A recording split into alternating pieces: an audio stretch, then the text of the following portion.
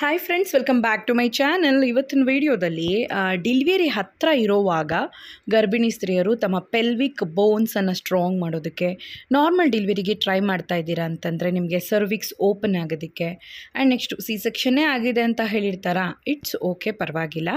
ಆದ್ರೂ after delivery ನಿಮ್ಗೊಂದು ಒಳ್ಳೆ ಸ್ಟ್ರೆಂತ್ ಬೇಕಲ್ವಾ, ಬ್ಲಡ್ ಇನ್ಕ್ರೀಸ್ ಆಗಬೇಕು, ಜೊತೆಗೆ ನಿಮಗೊಂದು ಒಳ್ಳೆಯ ಸ್ಪೈನಲ್ ಕಾರ್ಡ್ಗೆ ಶಕ್ತಿ ಬೇಕು. ಸೊ ಸಿ ಸೆಕ್ಷನ್ ಆದರೂ ಮಾತ್ರ ಸುಮ್ಮನೆ ಅಲ್ಲ, ತುಂಬಾ ಬೆನ್ನು ಕೂಡ ಬರುತ್ತೆ. ಅದೆಲ್ಲನೂ ಆಫ್ಟರ್ ಡೆಲಿವರಿ ನಮಗೆ ಬರಬಾರ್ದು ಅಂತಂದರೆ ಯಾವ ಥರ ನಮ್ಮ ಒಂದು ಸೊಂಟದ ಭಾಗವನ್ನು, ಪೆಲ್ವಿಕ್ ಏರಿಯಾವನ್ನು ಸ್ಟ್ರಾಂಗ್ ಮಾಡ್ಕೊಳ್ಳೋದಕ್ಕೆ ಯಾವ ಫುಡ್ಡನ್ನು ನಿಯರ್ ಡೆಲಿವರಿ ಇರೋವಾಗ ತಗೋಬೇಕು ಅಂತ. ಮೊದಲನೇದಾಗಿ ಅರಿಶಿಣ ಪುಡಿಯನ್ನು ಹಾಗೆ ತಗೊಳ್ಳೋದಲ್ಲ. ನೀವು ಹಾಲಲ್ಲಿ ನೈಟ್ ಮಲಗುವಾಗ ಹಾಲಲ್ಲಿ 1/4 ಟೀ ಸ್ಪೂನಷ್ಟು ಅರಿಶಿಣ ಪುಡಿಯನ್ನು ಹಾಕಿ ಕುದಿಸಿ ಆ ಹಾಲನ್ನು ನೀವು ನಾಟಿ ಸಕ್ಕರೆ ಇಲ್ಲ ನಾಟಿ ಬೆಲ್ಲ ಸೇರಿಸಿ ನೀವು ಕುಡ್ಕೋಬೋದು. ಈ ರೀತಿ ನೈಟ್ ಮಾಡೋದ್ರಿಂದ ನಿಮಗೊಂದು ಒಳ್ಳೆಯ ಸ್ಟ್ರೆಂತ್ ಅನ್ನೋದು ಸಿಗತ್ತೆ. ನೆಕ್ಸ್ಟು ಡೈಲಿ ಒಂದೊಂದು ಆರೆಂಜು. ಈ ಆರೆಂಜ್ ಏನು ಮಾಡುತ್ತೆ ಅಂದರೆ ಹೊಸ ಬ್ಲಡ್ ಸೆಲ್ಸನ್ನು ನಿಮ್ಮಲ್ಲಿ ಉತ್ಪತ್ತಿ ಮಾಡುತ್ತೆ, ಪ್ಲಾಸೆಂಟಾದಲ್ಲೇ ಉತ್ಪತ್ತಿ ಮಾಡುತ್ತೆ. ಹಾಗಾಗಿ ಡೈಲಿ ಒಂದು ಆರೆಂಜು. ಮತ್ತು ಆ್ಯಪಲ್ಸನ್ನು ನೀವು ಡೈಲಿ 1 ಆ್ಯಪಲ್ ಇಲ್ಲ ಅರ್ಧ ಆ್ಯಪಲನ್ನು ತಿನ್ನೋದ್ರಿಂದ ನಿಮಗೆ ಐರನ್ ಕಂಟೆಂಟ್ ಅನ್ನೋದು ಚೆನ್ನಾಗಿ ವೃದ್ಧಿ ಆಗುತ್ತೆ. ಜೊತೆಗೆ ರಕ್ತ ಇಂಪ್ರೂವ್ ಆಗೋದಕ್ಕೆ ಇದು ಒಂದು ಒಳ್ಳೆ ಹೆಲ್ಪ್ಫುಲ್ ಆಗಿರುತ್ತೆ, ಹೈಡ್ರೇಟಾಗಿ ನಿಮ್ಮನ್ನು ಇಟ್ಕೊಳ್ಳುತ್ತೆ. ಮತ್ತು ಪೊಮಗ್ರಾನೇಟು ಅಷ್ಟೇ, ನಿಮಗೆ ಬ್ಲಡ್ ಕಮ್ಮಿ ಇದೆ ಅಂದರೆ ಡೈಲಿ ಒಂದೊಂದು ಪೊಮಗ್ರಾನೇಟ್ ಬ್ರೇಕ್ಫಾಸ್ಟ್ ಆಫ್ಟರ್ 11 o'clock ಆ ಥರ ನೀವು ತೊಗೊಳ್ತಾ ಬಂದ್ರಿ ಅಂದರೆ ಖಂಡಿತವಾಗ್ಲೂ, ಅಂದರೆ ಹಣ್ಣು ನೀವು ಸರ್ಚ್ ಮಾಡಿ ತಗೊಳ್ಳುವಾಗ ಚೆನ್ನಾಗಿ ಕೆಂಪಾಗಿರಬೇಕು ಒಳಗಡೆ ಕಾಳುಗಳು, ಅದು ತಿನ್ನೋವಾಗ ನಿಮಗೆ HP ಲೆವೆಲ್ ಇನ್ಕ್ರೀಸ್ ಆಗುತ್ತೆ. ಮತ್ತು ಬೇಯಿಸಿದಂತಹ ಮೊಟ್ಟೆ ದಿನ 1 ಬ್ರೇಕ್ಫಾಸ್ಟ್ಗೆ ಬೆಳಗ್ಗೆ ತಗೊಳ್ಳಿ. ಇದು ಕೂಡ ನಿಮಗೆ ಒಂದೊಳ್ಳೆ ಪ್ರೋಟೀನ್ ಮತ್ತು ಕ್ಯಾಲ್ಶಿಯಂ ಪ್ರೊವೈಡ್ ಮಾಡುತ್ತೆ, ಸೊಂಟದ ಮೂಳೆಗಳನ್ನು ಶಕ್ತಿಯುತವಾಗಿ ಮಾಡುತ್ತೆ. ಫಿಶ್ಶು ದಿನ ತಿನ್ನೋಕ್ಕಾಗಲ್ಲ ಅನ್ನೋರು ಬಂದು 3 ದಿವಸಕ್ಕೆ ಅಟ್ಲೀಸ್ಟ್ ವಾರಕ್ಕೆ 2 ಸಲ ಆದ್ರೂ ಫಿಶ್ ಸಾಂಬಾರ್ ಇಲ್ಲ ಫಿಶಲ್ಲಿ ಮಾಡಿರುವಂಥ ರೋಸ್ಟು ಈ ಥರ ಮಾಡ್ಕೊಂಡು ತಿನ್ನೋದ್ರಿಂದ ನಿಮಗೆ ಒಮೆಗಾ 3 ಅನ್ನೋದು ಚೆನ್ನಾಗಿ ಇಂಪ್ರೂವ್ ಆಗುತ್ತೆ. ಒಂದು ಒಳ್ಳೆಯ ಬೋನ್ಸ್ ಬಂದು ಸ್ಟ್ರಾಂಗ್ ಆಗುತ್ತೆ. ಡೈಲಿ ಮಜ್ಜಿಗೆ ಮಧ್ಯಾಹ್ನ ಟೈಮು 1 ಲೋಟ ಮಜ್ಜಿಗೆ, ಸ್ವಲ್ಪ ಶುಂಠಿ ಮತ್ತು ಕೊತ್ತಂಬರಿ ಸೊಪ್ಪು ಎಲ್ಲ ಆ್ಯಡ್ ಮಾಡಿಬಿಟ್ಟು ಕುಡಿಯೋದು ತುಂಬಾ ಒಳ್ಳೆಯದು. ಸೊ ಮಜ್ಜಿಗೆಯನ್ನು ಕುಡೀರಿ. ನೆಕ್ಸ್ಟು ಬಾರ್ಲಿ ಗಂಜಿ. ಸೊ ಬಾರ್ಲಿ ಈಗ ಬಿಸಿಲಲ್ಲಿ ತುಂಬಾ ಒಳ್ಳೆಯದು. ಇದನ್ನು ನೀವು ನೈಟ್ ನೆನೆಸಿ ಬೆಳಗ್ಗೆ ಬೇಯಿಸೋದಕ್ಕೆ ಹಾಕಿ 2 ನೀರು ಎಕ್ಸ್ಟ್ರಾ ಹಾಕಿ ಚೆನ್ನಾಗಿ ಕುದಿಸಿ ಅದ್ರ ಗಂಜಿ ಮತ್ತು ಇದ್ರ ಕಾಳುಗಳು ಸೇರಿ ತಿನ್ನೋವಾಗ ನಿಮಗೊಂದು ಒಳ್ಳೆಯ ಹೈಡ್ರೇಟ್ ಆಗಿರುತ್ತೆ, ಕ್ಯಾಲ್ಶಿಯಂ ವೃದ್ಧಿ ಆಗುತ್ತೆ. ಮತ್ತು ಡೈಲಿ ನಟ್ಸು, ಡ್ರೈ ನಟ್ಸ್ ಅಂತ ಹೇಳ್ತೀವಲ್ಲ, ಸೊ ಬಾದಾಮಿ ಬೀಜ, ಇದನ್ನು ಕೂಡ ನೆನೆಸಿ ಬೆಳಗ್ಗೆ ಒಂದು 3 ರಿಂದ 4 ಬಾದಾಮಿ ಬೀಜವನ್ನು ಸಿಪ್ಪೆ ತೆಗೆದು ತಗೊಳ್ಳಿ. ಒಂದು 2 ಸ್ಪೂನಷ್ಟು ಕುಂಬಳಕಾಯಿ ಬೀಜ. ಸೊ ಪಂಪ್ಕಿನ್ ಸೀಡ್ಸಲ್ಲಿ ಮೆಗ್ನೀಷಿಯಮ್ ಕಾಪರ್ ಜಾಸ್ತಿ ಇರುತ್ತೆ. ಇದು ನಿಮ್ಮ ಪೆಲ್ವಿಕ್ ಬೋನನ್ನು ಸ್ಟ್ರಾಂಗ್ ಮಾಡುತ್ತೆ, ಜೊತೆಗೆ ನಿಮಗೆ ಒಂದೊಳ್ಳೆ ಇಮ್ಯುನಿಟಿಯನ್ನು ಗೇನ್ ಮಾಡುತ್ತೆ. ಇದು ನಿಮಗೆ ಸಾಲ್ಟೆಡ್ ಆಗೇ ನಿಮಗೆ ಇದು ಸೀಡ್ಸು ಸಿಗ್ತವೆ, ಅಮೆಝಾನಲ್ಲಿ ಸಿಗುತ್ತೆ. ನೀವು ಒಂದು 200 ಗ್ರಾಮ್ 300 ಗ್ರಾಮ್ ಬೈ ಮಾಡಿ ಫ್ರಿಜ್ಜಲ್ಲಿ ಸ್ಟೋರ್ ಮಾಡಿಟ್ಕೊಳ್ಳಿ, ಹೊರಗಡೆ ಬೇಡ. ಫ್ರಿಜ್ಜಲ್ಲಿ ಸ್ಟೋರ್ ಮಾಡಿಟ್ಕೊಂಡ್ರೆ ನಿಮ್ಗದು ಫ್ರೆಶ್ ಆಗಿರುತ್ತೆ, ಹೊರಗಿಟ್ಟಾಗ ಅದು ಬೇಗ ಗೂಡಾಗುತ್ತೆ, ಅದಕ್ಕೆ ಹೇಳ್ತಿದ್ದೀನಿ. ಅಂದರೆ ಮತ್ತು ಬಂದು ಸೂರ್ಯಕಾಂತಿ ಬೀಜಗಳು ಕೂಡ ನಿಮಗೊಂದು ಒಳ್ಳೆಯ ವೈಟಮಿನ್ D ಅನ್ನು ಪ್ರೊವೈಡ್ ಮಾಡುತ್ತೆ. ಇದು ದಿವಸಕ್ಕೆ 2 ರಿಂದ 3 ಸ್ಪೂನಷ್ಟು ತಗೊಳ್ಳಿ, ಜಾಸ್ತಿ ಬೇಡ. ನೆಕ್ಸ್ಟು ಮೊಳಕೆ ಕಾಳುಗಳು, ಹೇರಳವಾಗಿ ತಿನ್ಬೋದಂತಹ ಒಂದು ಪ್ರೋಟೀನ್ ರಿಚ್ ಮೊಳಕೆ ಕಾಳುಗಳು. ಡೈಲಿ 1 ಕಪ್ಪಷ್ಟಾದರೂ ತೊಗೊಂಡ್ರೆ ತಪ್ಪೇನಿಲ್ಲ, ಫೈಬರ್ ಜಾಸ್ತಿ ಇರುತ್ತೆ.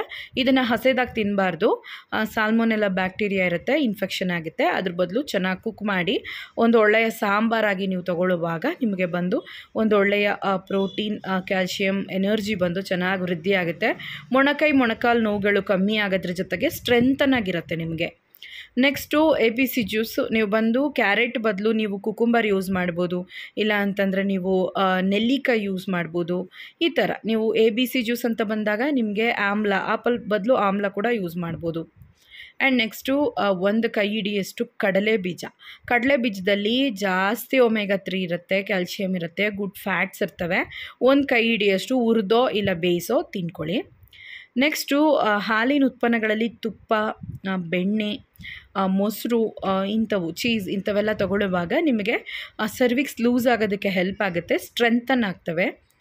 ನೆಕ್ಸ್ಟು ಡೈಲಿ ಚಿಕ್ಕದಾಗಿ 1 ಮುದ್ದೆ ಇಲ್ಲ ರಾಗಿ ಮುದ್ದೆಯಲ್ಲಿ ಮಾಡಿರುವಂತಹ ಅಂಬಲಿ ಇಲ್ಲ ಅಂದರೆ ಗಂಜಿ, ರೊಟ್ಟಿ, ದೋಸೆ ಈ ಥರ ಅಟ್ಲೀಸ್ಟ್ ದಿವಸಕ್ಕೆ ಒಂದು 100 ಗ್ರಾಮಷ್ಟು ರಾಗಿ ಹಿಟ್ಟನ್ನು ತಗೊಳ್ಳಿ.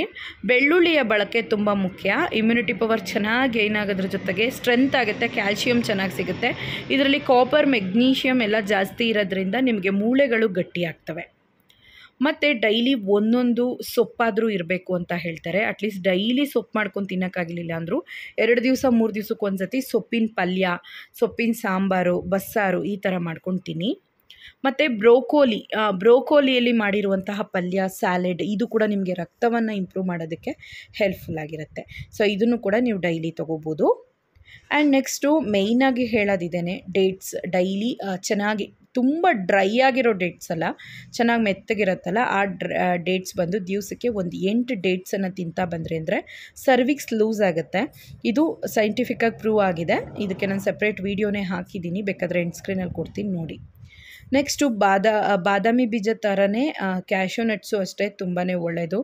ಕ್ಯಾಶ್ಯೂ ನಟ್ಸ್ ಆ್ಯಂಡ್ ನೆಕ್ಸ್ಟ್ ಬಂದು ಪಿಸ್ತಾ, ಗೋಡಂಬಿ, ಅಂದರೆ ಫಿಗ್ ಅಂತ ಹೇಳ್ತೀವಲ್ಲ, ಹತ್ತಿ ಹಣ್ಣು, ಒಣಗಿರುವಂತಹ ಹತ್ತಿ ಹಣ್ಣು, ಇವೆಲ್ಲನೂ ನೈಟು ನೆನೆಸ್ಬಿಟ್ಟು ಬೆಳಗ್ಗೆ ಎದ್ದು ಅದನ್ನು ಸ್ವಲ್ಪ ಹಾಲಿನ ಜೊತೆಗೆ ಚೆನ್ನಾಗಿ ರುಬ್ಬಿಟ್ಟು ಇನ್ನೊಂದು ಸ್ವಲ್ಪ ಹಾಲು ಮಿಕ್ಸ್ ಮಾಡಿ, ನಾಟಿ ಸಕ್ಕರೆ ಮಿಕ್ಸ್ ಮಾಡಿ ಅದನ್ನೊಂದು ಒಳ್ಳೆಯ ಡ್ರೈ ಫ್ರೂಟ್ಸ್ ಜ್ಯೂಸ್ ಹಾಕಿ ಕುಡಿದ್ರಿ ಅಂದರೆ ಖಂಡಿತವಾಗ್ಲೂ ಒಳ್ಳೇದು ನಿಮಗೆ. ಸೊ ಅದನ್ನು ಡೈಲಿ ಮಾಡ್ಕೊಳ್ಳಿ.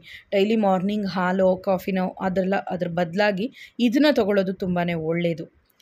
ಮತ್ತು ವಾಲ್ನಟ್ಸ್ ಕೂಡ ಇದು ಮಗುವಿನ ಬ್ರೈನ್ ಡೆವಲಪ್ಮೆಂಟ್ ಮಾತ್ರ ಅಲ್ಲ, ನಿಮ್ಮ ಒಂದು ಕ್ಯಾಲ್ಶಿಯಂ ಹೆಚ್ಚಿಗೆ ಕೊಟ್ಟು ನಿಮಗೆ ಮೂಳೆಯನ್ನು ಕೂಡ ಗಟ್ಟಿಗೊಳಿಸ್ತದೆ.